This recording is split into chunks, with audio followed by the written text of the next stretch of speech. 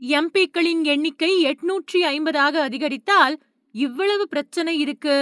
List போட்ட Ravikumar MP.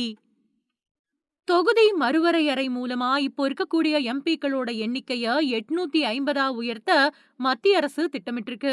அப்படி மட்டும் நடந்தா மிகப்பெரிய பிரச்சனை உருவாகும் அப்படின்னு விடுதலை சிறுத்தைகள் கட்சியோட எம்பி ரவிக்குமார் விமர்சனம் பண்ணியிருக்காரு.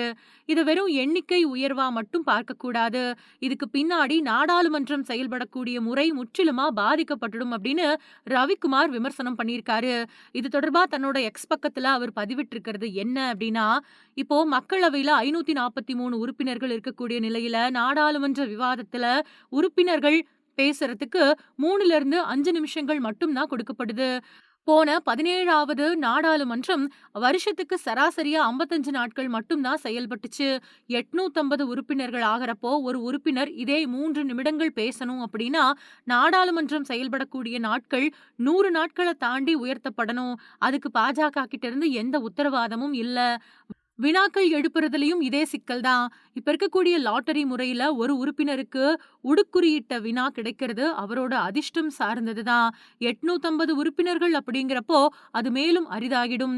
நாடாளுமன்ற உறுப்பினர்களோட எண்ணிக்கையில 15% அமைச்சர்களோட எண்ணிக்கை இருக்கணும் அப்படின்னு 2003வது வருஷம் சட்ட திருத்தம் கொண்டு வரப்பட்டுச்சு. அதோட அடிப்படையில அமைச்சர்களோட எண்ணிக்கை 72ஆ இருக்குது. உறுப்பினர்களோட எண்ணிக்கை 850ஆ உயர்றப்போ அதுக்கேத்த அமைச்சர்களோட எண்ணிக்கை 128ஆ உயரும். அது வீண் செலவுக்கே வழிவகுக்கும். மக்களவை உறுப்பினர்களோட எண்ணிக்கை 850ஆ உயர்த்தப்படுறப்போ மாநிலங்களவை உறுப்பினர்களுக்கும் மக்களவை உறுப்பினர்களுக்கும் இடையில் இருக்கக்கூடிய விகிதம் மாறும். நாடாளுமன்ற நிலைக்குழுக்களிலும் கூட்டு நாடாளுமன்ற குழுக்களிலும் இடம்பெறக்கூடிய மாநிலங்களவை உறுப்பினர்களோட எண்ணிக்கை ரொம்பவுமே குறைஞ்சிரும். அதனால மாநிலங்களோட குரல் பலவீனமாகும்.